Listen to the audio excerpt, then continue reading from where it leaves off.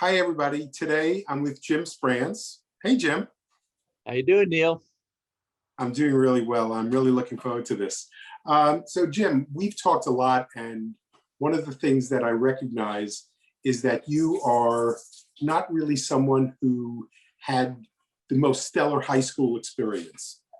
But That's you did quite have, that's quite an understatement, but keep going anyway. but you did have a favorite teacher. I did, and it was, as listening to all the interviews you've done so far, mine is going to come off as kind of the oddball one and not quite in the mainstream. I think it's going to surprise a number of people. I always had an affinity for mechanical drawing. I think I got that from my dad, actually. Um, and Mr. Sisler was the guy who taught mechanical drawing. I always viewed Mr. Sisler as being not one of the more popular, well-known in the mainstream type teachers. And you know what? I think looking back on it, I identified with that. That was me, and a funny little offshoot to that story is that years later, he sold his house, which was up on Park Avenue, and my mom and dad bought it. Duh. Wow, So, that's really great. And I did like Mr. Sisler, by the way, just as an aside. oh, okay, good. Good to hear. Yes, and in fact, my brother liked him years earlier. Um, so you graduate high school, and eventually you get yourself to Kent State. I Uh, did. what was Kent State like? And why did you choose that program? Well, when I got out of high school, I had no idea what I wanted to do. I knew that I always had an affinity for airplanes. I had taken my first airplane ride when I was like 8 years old, and that kind of stuck with me. But I didn't know what I wanted to do. I mean, I just barely scraped through high school. I got talked into going to this place called the College of Insurance. It was kind of a 5-year work study program. And I started there doing the work portion first. Well, that very afternoon on my lunch hour, I went out to a bookstore and I bought Barron's Guide to Colleges because I knew that this was not for me. I was not going to sit at a desk for the rest of my life. And so now I'm thumbing through the pages trying to figure out where I can learn to be a pilot. Kent State had one of the very few aviation programs at that point. And I said, I'm going to go there, wherever Ohio is. All my friends said, Jim, once you go across the Hudson River, you're in Indian territory. And they probably don't even have electricity out there yet. But I went, I got to thank my mom and dad for helping me make that possible. But I went to Kent and went through their aviation program, got my degree there, got my private pilot's license there, and it set me up very, very well for what I really, no kidding, wanted to do. I'm one of those rare people who think, looking back on it, I knew exactly what I wanted to do. I wanted to do something with airplanes, and I've been very fortunate that I had that opportunity. Now, you've been married to Mickey for a long time. And how'd you meet her? And how did she help you make a decision to go to the Air Force? Well, I met Mickey. Mickey was a commuter to Kent State, and I heard that there were some pretty hot girls hanging out in the commuter place where the kids hung out. So I went there, and then I met Mickey, and I think that, and she's listening to me right now, and laughing. But you know what? I got to tell you, I fell instantly in love. I really did. Um, Sweet. Mickey and I will celebrate our 50th wedding anniversary next year. Something that we're really proud of. It is not so much how Mickey guided me or helped me make the decision to go to the Air Force. Mickey actually helped me stay in the Air Force because I got to officers training school, basic training, and said, God, get me the hell out of here. And Mickey said, well, if you quit, we can't get married. And I go, yeah, all right. So, all right, I'll stay for a while. And I did. But no, she was very instrumental in me staying there. So you're in the Air Force now, and we know that at the end of the whole experience, you've become a lieutenant colonel. But there were obviously some steps along the way. So can you tell us a little bit about that Air Force experience? And please include like the first time you got into one of these jets that are behind you that you have in your backyard. Yeah, that's my backyard. Yeah, sure is. I wish. as far as the first flight in an F4, I had the wonderful opportunity to fly both F4 Phantoms, which are the airplanes that are behind me now, and then later on F-111s. As a weapon system officer, which is really kind of like a glorified co-pilot, is really what it is. I loved every single second of it. I can say that every morning I get up when I was on a flying schedule, I loved going to work, and and that never ended until I couldn't fly anymore and I had to go fly a desk here, right, Patterson. But I remember vividly my first flight in an F4. It was a formation takeoff. We were the wingmen and we're rolling down the runway, and my eyes had to be humongously big. But I'm going to tell you a real quick story about flying. One of the things that we did up in Iceland, and I got to fly all over the place. My first assignment was up in Iceland, and we sat alert to chase Russian bears as they came out of Russia headed towards Cuba. One of the standard pieces of equipment that we kept in the F4 back in my cockpit was the most recent Playboy magazine. And we would fly up to the back of the Russian Bear bomber, big old huge airplane. And they had a tail gunner back there who had a bunch of windows back there. Right. So we would fly up there and we would tuck in right next to the window there. And I would show him, the summer. Well, this one particular time, and this is God's honest truth, is the gunner gives me the, wait a minute. And he disappears. He disappears for a second. He comes back about 30 seconds later and he goes, it was next month's Playboy. They already had it. Oh, I love it. That is so funny. That is so funny. So you guys were birds of a feather. Uh-huh. And you were flocking together apparently over Playboy. Yeah, it was really kind of cool. It really was. Yeah. So what was that experience like? I assume it wasn't all Playboy up there. No, it wasn't. It was more serious business. We kept tabs on the planes coming out of Russia, going down to Cuba, they're still doing that to this day. I think the more important missions were when I was in England and Germany, sitting alert. Back in the height of the Cold War days, we were on 15-minute alert to go to war, basically. But that was just a way of life. That was the job that we did.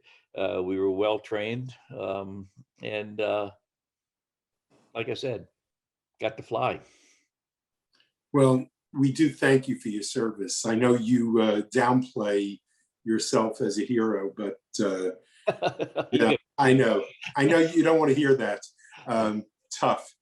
Okay. You and Mickey had a family. Yes. And you had some wonderful times and some terrible times. We did, like any family, right? Right. Could you talk a little bit about your family and some of the experiences that led you guys to where you are today? Well, we had 3 kids, and 2 of them were born overseas. The kids lived I think kind of a charmed life, getting to live overseas, see a bunch of different things, there were wonderful days. When you have a young family, I've always said that small kids are small problems, big kids are bigger problems, and we certainly did have our share of them, which is one thing I did want to mention. Our oldest son Eric had a problem with alcoholism. Straight up, he did, and it eventually took his life 8 years ago. Mickey and I became disciples, basically, of the Al-Anon program. Mickey essentially dragged me there. Thank God she did, because Al-Anon essentially, I think, not only saved my sanity, but quite frankly, probably saved my life. Certainly saved our marriage too, I think. It made me think a little bit differently about myself, which is a good thing. It taught me that it was okay to be myself, who I truly am. While we don't go to the Al-Anon meetings as much as we used to. It is still near and dear to our heart. I do volunteer as an Al-Anon instructor every once in a while. But if anyone out there is dealing with an issue of alcoholism, of loved one or a friend, and Lord knows that a single alcoholic affects multitudes of people, terribly affects them. But Al-Anon is a place to go if that's an issue, and that's one thing I just wanted to make sure everybody knew, because a lot of people keep the alcoholism thing a deep dark secret. It shouldn't be. It's a disease. Which leads me to another upbeat story, if I may, is that Please do. in addition to Al-Anon, I met this young lady by the name of Annie. Annie happened to be a golden retriever. And Annie came into my life. Somehow she got sent to me. I swear to God, Neil, this dog got sent to me from somewhere. Kind of a spiritual thing, I guess. But in addition to Al-Anon, that dog is one of the reasons why I'm relatively sane. Not completely, but relatively sane to this day. But she meant a lot to us. And I know you have some grand dogs that Yeah. you enjoy seeing and playing with. Yes, we're very proud grandparents of two grand dogs. One is actually Annie's sister that my daughter has, and then the other one, again, my daughter has it, is a brand new cream golden retriever by the name of Luna, who is just a rascal. But, if the dog is a rascal, I think that dog must be related to you. Good chance. Yeah. So first, let me just say thank you for sharing the story. It's really important, I think, for all of us to hear an opportunity for somebody to possibly reach out to you, which I know you would be thrilled about. Well, one thing is that, 8 years ago, the last thing in the world I would ever do is speak publicly about something like that. So that's another benefit of Al-Anon to me. Yeah. The secrets, I would always tell my students, it's the secrets that we hold that kill us. It's like you can find a way to get that out, talking to somebody, your life will be better. Well, even if you're, if there's an alcoholic in your life, his or her alcoholism can kill you just as easily as it can kill them. Absolutely. Now, on a whole different view, so here you were in the Air Force, and you obviously were in lots of parts of the world, and then you and Mickey decided to go on a cruise in Europe, I think. Could you tell us a little bit what was that like? Well, when I got ready to retire, I retired from the Air Force after 25 years of active duty. And then I went back to work as a civilian in the Air Force for another 15 and retired the second time. So now we're faced with, so what do we do to celebrate this second and final retirement? We decided to go on a cruise. And the first cruise we took was in the Mediterranean. It started in Venice. And as I think about it, that was probably the most dramatic, enjoyable moment that we had. Was once we got on the ship, big old beautiful ship on its second voyage, and we're floating down the how do you say it, Mickey? Giudecca. The Giudecca Canal, with Venice on both sides of you and St. Mark's Plaza there, and man, all this stuff. And we're drinking champagne, and we said, yeah, we kind of like this. So that was 5 cruises ago. Now, you told me that you went pretty far south in one of the cruises. We did. We took a trip around South America, and that was probably another kind of neat one, is going around Cape Horn. But we've been around South America. We've been to the Baltic. We've done the Alaska thing. And interestingly enough, we also took a cruise to Cuba. And that was really, really interesting. And I know you're interested in doing more of those cruises now that the pandemic is sort of getting us to a place where we're able to start getting out again. Can't wait. I would spend the rest of my life on those boats if I could. I could certainly understand why you'd say that. Now, I know that you might have a quote that you think is an important quote. Could you share that with us? Well, I think the first one, there's two that when you asked me this question and I thought about it, there are actually two that I think define me. Right. But the first one I think defines not only me, but I think it defines everybody in our class. And that is, you can take the boy out of New York, but you can't take the New York out of the boy. For every interview that you've done that I've listened to, that's true. I mean, you can see that in all of us, to include yourself, Neil. The second one is kind of is probably my favorite. It's a son having a conversation with his dad, and the son says to the dad, he says, "Dad, when I grow up, I want to be a fighter pilot." Dad looks at the kid, thinks for a minute, he says, "Son, I'm so sorry, but you can't do both." Well, listen, I want you to know something. You have proven that you can still be a kid, never have grown up, and be a great fighter pilot. And I'm really thrilled that you decided to do this interview. And I think we should all thank Mickey for the fact that you did do this. Well, thanks, Neil. You do a great job with these. But the other thing too that we need to say is that, I hope that everybody who's watching this interview and all the other ones that you've done will seriously consider coming to the Gorton reunions. That sounds like a perfect way to end this. You did a great job. Congratulations. Yeah, no, we're looking forward to it and looking forward to seeing you guys. So thanks, Neil.